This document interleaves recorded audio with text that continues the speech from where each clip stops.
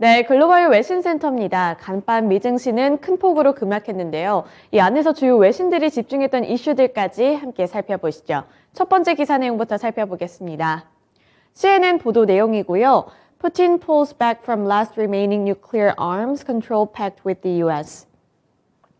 네, 러시아와 미국 간의 리스크가 커지고 있습니다. 이 두 양국 간의 긴장이 더욱더 고조되고 있는 양상이 나타나고 있는데요. 자세한 내용부터 함께 살펴보도록 하겠습니다. 블라디미르 푸틴 러시아 대통령이 미국과 맺은 핵무기 통제 조약 뉴스타트에 참여하지 않겠다고 밝혔습니다. 네, 이 뉴스타트에 대해서 설명을 해드리자면 미국과 러시아가 2010년에 체결한 조약인데요. 양국의 핵탄두와 운반체를 일정 수 이하로 감축을 하고 쌍방 간의 핵시설을 주기적으로 사찰하는 것이 이 조약의 내용입니다. 미국과 러시아 정상이 우크라이나 전쟁 1년을 앞두고 전쟁 책임을 서로에게 돌리면서 물러서지 않겠다고 발언을 내놓으면서 이 긴장감이 더욱더 고조되고 있는 가운데 나온 푸틴 대통령의 발언인데요. 러시아가 우크라이나를 곧 재격돌할 것이라는 전망이 나온 가운데 푸틴 러시아 대통령이 이러한 뉴스타트에 참여하지 않겠다는 발언까지 함께 살펴볼 수 있었습니다. 푸틴 대통령은 이날 모스크바에서 국정연설을 통해 누구도 세계의 전략적 균형을 해칠 수 있는 환상에 빠져서는 안 된다며 러시아는 뉴스타트의 참여를 중단하겠다고 강조했고요. 러시아는 조약에 따른 사찰을 허락받지 못했다며 서방이 러시아에 대해 사찰을 허용하라고 요구하는 것은 말이 되지 않는다고 주장했습니다. 또 미국이 핵실험을 할 경우에는 우리도 똑같이 할 것이라며 이 국방부와 로사톰이 이를 준비해야 한다고 밝히기도 했는데요. 다만 푸틴 대통령은 이번 결정이 조약 탈퇴가 아닌 참여 중단이라고 말을 하면서 미국뿐만 아니라 영국과 프랑스의 핵무기에 대한 통제를 복귀 조건으로 내걸기도 했습니다. 푸틴 대통령은 러시아는 뉴스타트 논의에 복귀하기 전에 프랑스와 영국의 핵 무기고를 어떻게 고려할지 먼저 이해해야 한다고 말했는데요. 여기에 조 바이든 대통령도 강력하게 맞대응을 했습니다. 조 바이든 미국 대통령은 현지 시간 21일 우크라이나 전쟁이 러시아의 승리가 되는 일은 결코 없을 것이라며 강력하게 주장하기도 했고요. 또 우크라이나에 대한 우리 지원이 흔들리지 않을 것이라는 데는 의심의 여지가 없다고 밝히기도 했습니다. 따라서 나토는 분열되지도 그리고 지치지도 않을 것이라고 강조했는데요. 블라디미르 푸틴 러시아 대통령과 이렇게 조 바이든 미국 대통령의 설전이 더욱더 강화되고 있고 이 안에서 서로 책임을 돌리고 있는 모습이 나타나고 있기 때문에요. 이 지정학적인 리스크 지속적으로 관찰해 보셔야겠습니다. 네, 두 번째 기사 내용 살펴보겠습니다. Asia central banks may need to keep hiking if core inflation stays high, IMF says.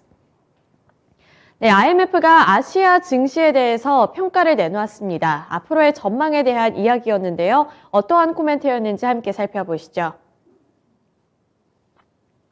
국제통화기금 IMF가 아시아 국가들의 근원 인플레이션이 뚜렷하게 완화되지 않는다면 계속해서 금리를 올려야 할 수도 있다고 경고를 했습니다. IMF는 이날 블로그 글을 통해 근원 인플레이션이 목표치로 복귀하지 않을 경우에는 금리를 더 크게 인상을 해야 할 수도 있다고 밝혔는데요. 인플레이션이 올바른 방향으로 움직이고 있지만 중앙은행들은 경계할 필요가 있다면서 앞으로의 이 가능성을 내비추기도 했습니다. 근원 인플레이션은 여전히 목표치를 초과하고 있다는 것이 원인으로 꼽히기도 했는데요. 즉 IMF는 러시아의 우크라이나 침공 이후 치솟았던 상품 가격이 하락을 하고 또 운송비도 낮아졌다는 점에서는 한숨 돌린 것은 맞지만 아시아 국가의 경상수지와 인플레이션 압박을 덜었다고 봤습니다만 2차 효과에 대한 신호가 엇갈리면서 정책 입안자들의 불확실성이 더욱더 커지고 있다고 진단을 한 겁니다. 헤드라인 인플레이션이 작년 하반기에 정점을 찍었다는 징후들에 대해서는 인정을 했습니다만 앞으로 이 목표치로 돌아오지 않는다면은 그때는 금리를 더 큰 폭으로 올릴 가능성도 아직은 남아있다며 이러한 부분들을 방점을 찍어준 겁니다. 네, 넘어가서 세 번째 기사 내용 함께 살펴보겠습니다.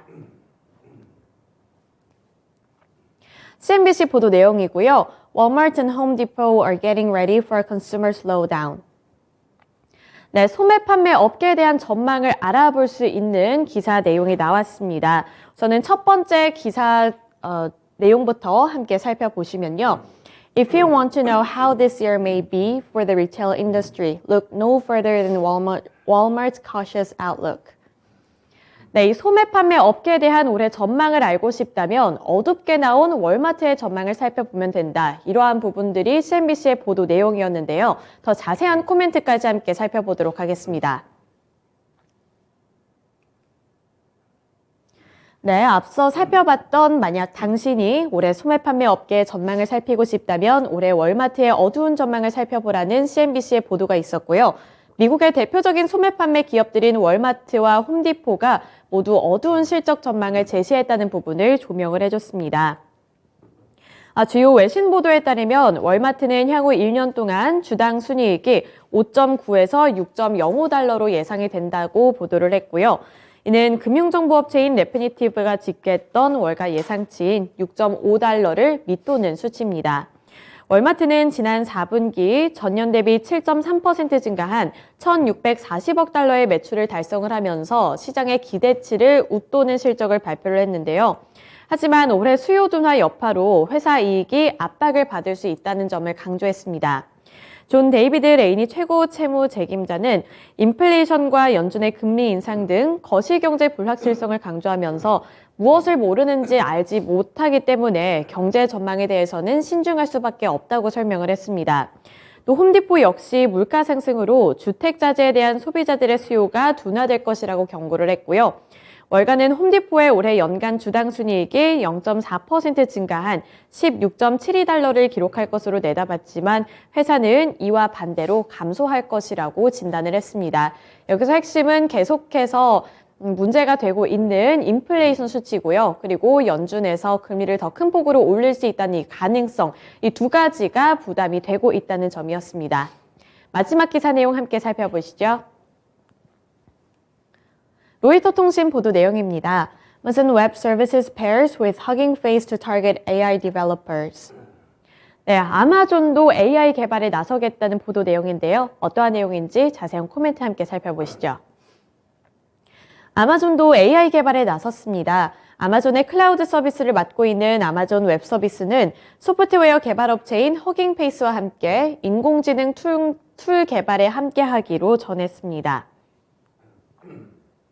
아마존 웹 서비스인 AWS는 이 소프트웨어 개발 업체인 허깅페이스와 함께 개발자들을 위한 AI 툴을 함께 개발하겠다고 나섰는데요.